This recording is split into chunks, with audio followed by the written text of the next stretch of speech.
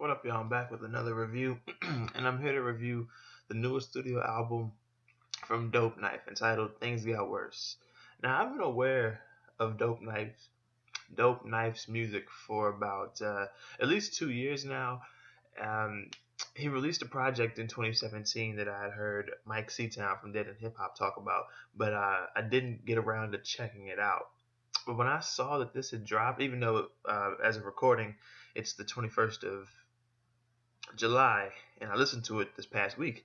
Um, when I saw that this was gonna drop, I made sure like I can't let this slip by me. Like even if it's a late review or a late review, I have to review this project or at least listen to it. Um, so yeah, his newest studio album, Things Got Worse. Now, if I'm not mistaken, hold on, because album by Dope Knife and TKO. So it's his album. So I guess I'm not sure if it's a collaborative album or not. It's listed under his studio albums, not under collaborative albums. So maybe this is entirely produced by TKO. Oh yeah, it was 1984. That was the project he released back in 2017. But yeah, this is his newest project, and I'm here to review it. Let's go ahead and get right into it. It's 14 tracks long, I believe, and I believe I have notes about every track. Let's go ahead and get right into it. The first track is The Jason Theory. This is on some outcasted shit, and I don't mean outcast like outcast, Andre and Big Boy. I mean outcasted like someone who's been outcasted from their family or society type of thing. Because what did he say? So what's the theory of Jason? It's not realizing all your fears of Jason. Because in a burning room, you appear to be patient. In the face of certain doom, you don't even fucking care if he's chasing. And just the beat and his flow, not even necessarily his flow, but just the way he delivers his lyrics with the tone in his voice is just he just sounds like he's been outcasted or that he is outcasted. He's um, outcasted himself, and all I feel is tension as the time is passing. I try to pay attention, but the grind is taxing. Yeah, that's relatable. Track number two, Got It Like Me. This track he's talking about just doing him and how no other rapper is doing it like him. And yeah, that's pretty much it. Like he's kind of being braggadocious, but not in the not stereotypical, but in your typical way you'd expect an MC to be braggadocious. But at the same time, he's still hot on the mic, so it's like he can be braggadocious without even trying to be. Check number three, Biggest Loser featuring TKO. Just the bodying, the flow and delivery is just top notch here. He talks about dealing with the police and getting shit from blacks and white people. He's saying like, I hate to break it to you, I think he said, but we have no virtues and things like that. And survival requires work, and nobody deserves you. And he was talking about how life throws a curve for you to sort of swing at, or you might strike out. Um, Having no money, and he also talked about when his father was fucking, he wasn't in his right mind.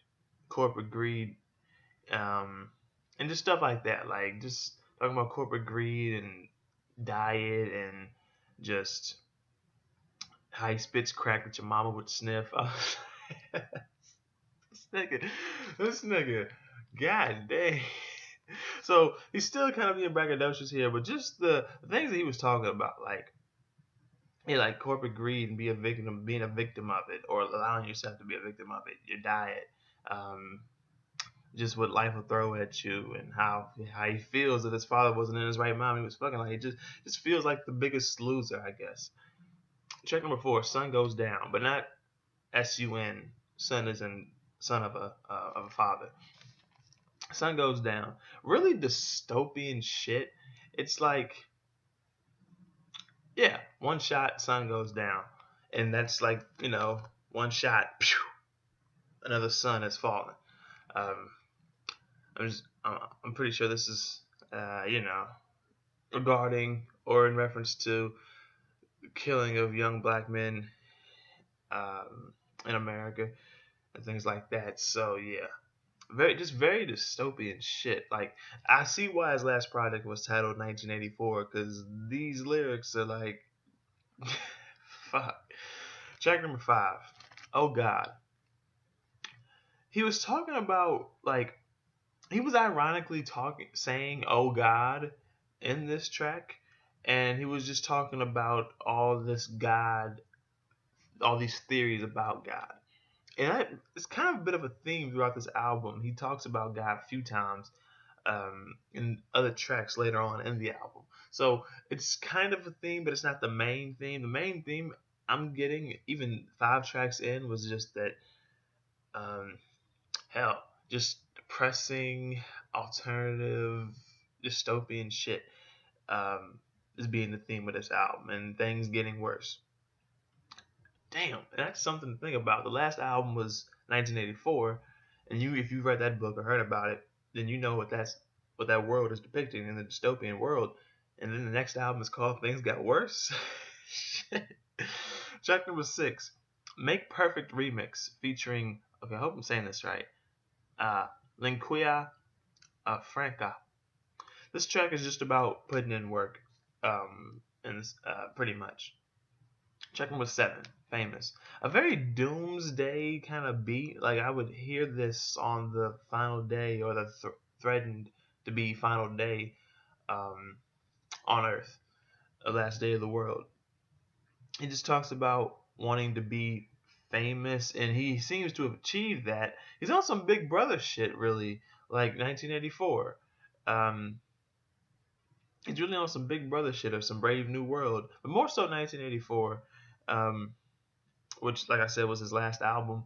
And he just talked about how he's got your attention, and like he's got you where he wants you, and people know what his name is, at least his rap name. And he feels like, yeah, now I'm famous. This is what being famous is like.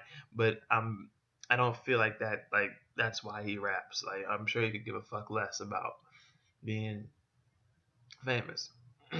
Track number 8, "Split Second," featuring Book Brown. This track, they're just talking about living in a fake world with filtered lenses. And he also talked about, Dope Knight was like, "I try to kill my innocence. In a sense, it could be a shield." And he just talks about being lost, lusting for life, but at the same time being numb. So it's like that's fucked up. You lust for life, but you can't feel anything. So it's like fucked up. Track number 9, "Basic Instinct," featuring Barrow.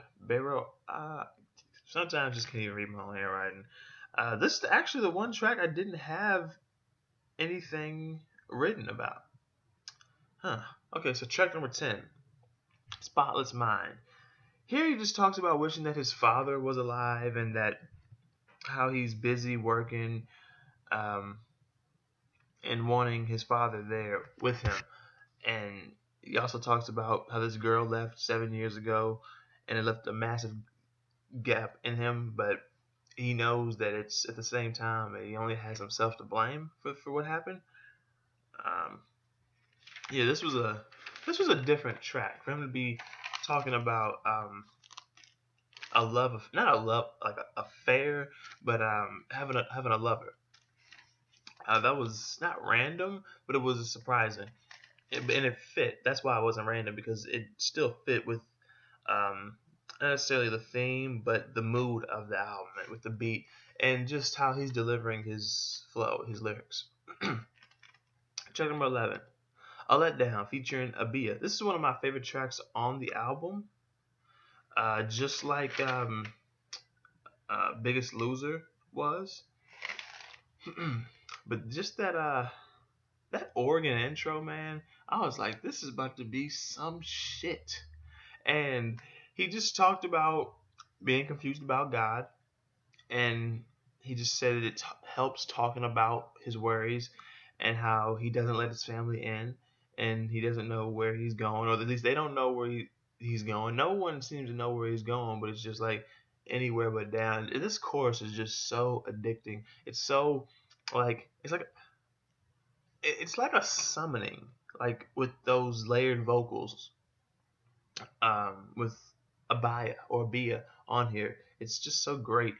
and he talks about just trying to, well, she talks about just trying to keep herself around. Like, I don't know where I'm going, anywhere but down. Now that I'm here, I try to keep myself around. This is it's just so great. And then there's track number 12, So Upset. A creeping eeriness um, is what this beat on this track is like. And he's just talking about rappers being upset because he's cooking. So kind of going back, kind of going back to A Guy Like Me, the second track. Track number 13, Things Got Worse, featuring Prit Scott, the title track, and one of my favorite tracks as well. Maybe my favorite track. I don't know. Something about this. It has a. It has a like early to mid 2000s vibe about it with the beat and just the way he's delivering it and how he sounds so out. Not even out of it, but just so lifeless. Like he could just give a shit about even saying what he's saying, but you still understand. You understand him fine. It's perfect.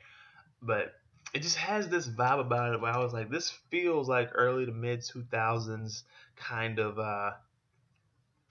not the pop rap or when southern rap really started to take charge, but just if you listen to this track and if you get what I'm trying to say but can't exactly put your finger on it, like um if if you like guys like Brother Lynch Hung and you remember what he was doing in the mid 2000s, specifically the mid 2000s, then this is what this sounds like. It just has that kind of monotone, but it's not a boring monotone. It's something that you can just sit back and chill to and kind of relate to, I guess, especially with what I wrote about this, because this sounds like something that you would just be up at 3 in the damn morning listening to in your room alone when it's dark, but not necessarily all dark because the damn TV's going and you're just depressed or some shit. Like this was just fantastic. And yeah, just talking about how shit done got worse. And he talked about why bring kids in the world and then look at them like they're a freaking hassle to even have and raise in the first place. And he talks about just being broken and things like that. Uh, Man. And the last track, The End of Everything. I'm really appreciating this as the outro. Um, but I still would have loved Things Got Worse, the title track, to have been the outro because it just felt like the perfect ending. But I do appreciate this as the outro too. Very cool track, very nice way to end it. And this album, what can I say? Given the freaking name Dope Knife, that being your alias, it's just like I just have a feeling I'm gonna like them. Your last project is called 1984. Mike Seatown recommended you, not to me personally, but he didn't even recommend. It was in his favorites of 2017 if I remember correctly, and maybe mid year or maybe full through the year in 2017. But Mike Seatown's never recommended something that I hadn't heard of that I didn't end up liking. Like last year with JJ Sad, I want to say, or something. Defender, that was the name of the album. It released in like early December, I want to say 2018. But just something like this, right? Just fantastic. Just the dystopian lyrics, the vibe with the beats and everything, how depressing it is, how addicting, just how catchy some of these hooks and choruses are. The delivery on his damn flows and his lyrics. Again, his lyrics. I can't express enough how dope they are. This album is just freaking fantastic. I do want to say one thing though, and this is not a criticism at all. Actually, a couple things. If you're into underground, experimental, alternative, abstract kind of music, definitely check this out. I want to say if you like clipping, that you should definitely check this out. Even though clipping's more industrial, like a Death Grips, but not as industrial if you ask me as Death Grips is. Clipping is more industrial. There's not really anything industrial about Dope Knife or what I'm getting from this project, but I feel like if you like clipping, then you should definitely check this out. And for some reason, he reminds me of Prodigy, especially on the track. What was it? Biggest Loser. His flow, he just reminded me of Prodigy for some reason. I feel like I'm probably the only person who's thinking that or picked up on that. Well, not picked up on it like it was there or it was so obvious and somebody was supposed to pick up on it. But I feel like I'm the only one thinking that he sounds like, not sounds like Prodigy, but just reminds me of Prodigy with his flows. Or maybe I'm just missing P. Because I've been listening to Mobb Deep a lot for the past month or so. So yeah. But yeah, I give this project a 7.5 to a 7.75 out of 10. If you've heard this project, let me know what you think about it in the comment section below and what you think about my review on it. If you haven't heard this project, I definitely recommend that you check it out. Especially, like I said, if you like somebody like clipping, underground, alternative, experimental, abstract kind of hip hop, definitely check this out. And then come back after you checked it out. Let me know what you think about the project and what you think about my review on it. And that's not pretty much it, because be sure to hit the like button if you like this review, share the review, subscribe to the channel if you're new and like the content that you see. Also, be sure to check the description because my social media links, as well as a few other things that you may or may not want to connect with me on, are down there in the description below. So yeah, thank y'all for watching. I will see y'all next time.